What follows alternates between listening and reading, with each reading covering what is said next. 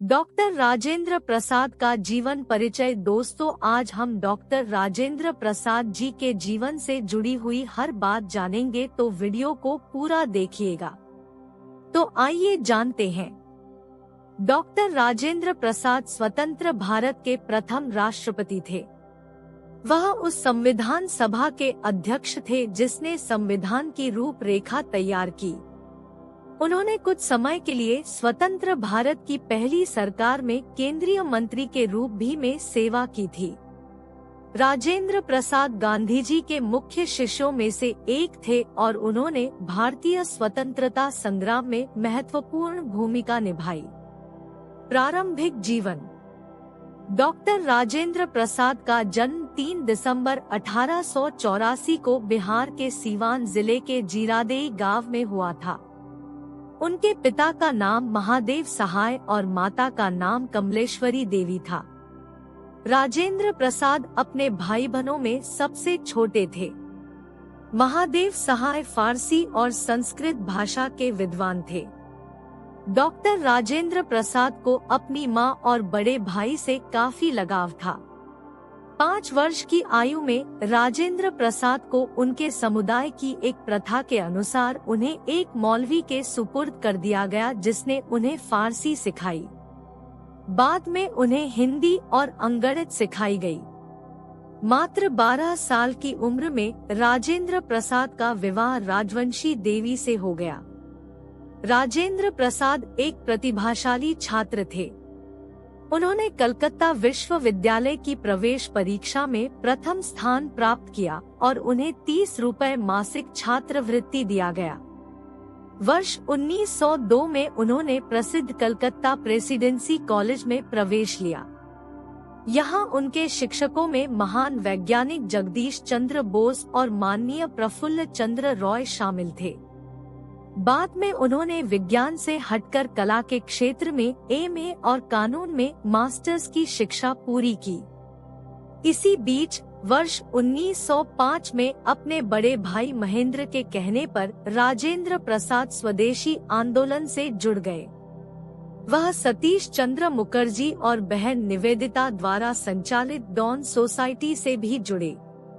राजनैतिक जीवन। भारतीय राष्ट्रीय मंच पर महात्मा गांधी के आगमन ने डॉक्टर राजेंद्र प्रसाद को काफी प्रभावित किया। जब गांधी जी बिहार के चंपारण जिले में तथ्य खोजने के मिशन पर थे, तब उन्होंने राजेंद्र प्रसाद को स्वयंसेवकों के साथ चंपारण आने के लिए कहा। गांधी जी ने जो समर्पण, विश्वास और साहस का प्रदर्शन किया, उससे डॉक्टर राजेंद्र प्रसाद काफी प्रभावित हुए। गांधी जी के प्रभाव से डॉक्टर राजेंद्र प्रसाद का दृष्टिकोण ही बदल गया। उन्होंने अपने जीवन को साधारण बनाने के लिए अपने सेवकों की संख्या कम कर दी। उन्होंने अपने दैनिक कामकाज जैसे झाड़ू लगाना, बर्तन साफ करना खुद शुरू कर दिया, जिसे वह पहले दूसरों से करवाते थे। गांधी जी के संपर्क में आने के बाद वह आजादी की लड़ाई में पूरी तरह से मशगूल हो गए। उन्होंने असहयोग आंदोलन में सक्रिय रूप से भाग लिया। डॉ. राजेंद्र प्रसाद को 1930 में नमक सत्याग्रह में भाग लेने के दौरान गिरफ्तार कर लिया गया। 15 जनवरी 1934 को जब बिहार में एक विनाशकारी भूकंप आया, तब वह जेल में थे।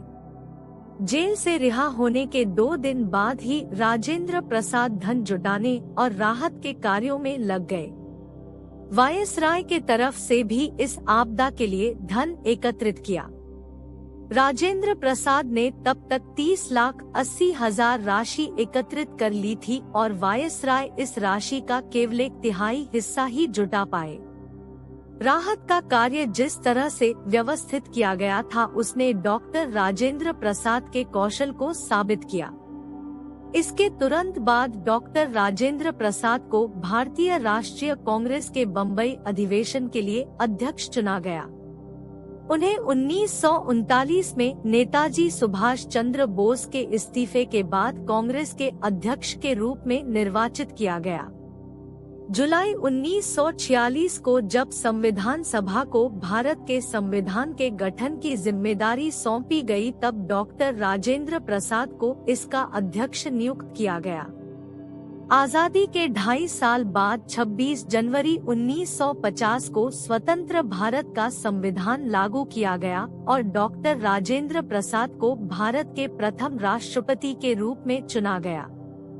राष्ट्रपति के रूप में अपने अधिकारों का प्रयोग उन्होंने काफी सूझबूझ से किया और दूसरों के लिए एक नई मिसाल कायम की।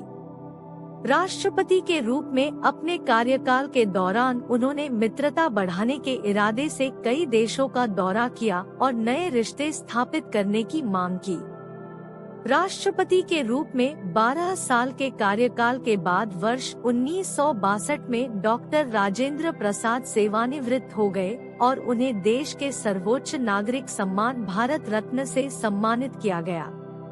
सेवानिवृत्ति के बाद अपने जीवन के कुछ महीने उन्होंने पटना के सदाकत आश्रम में बिताए।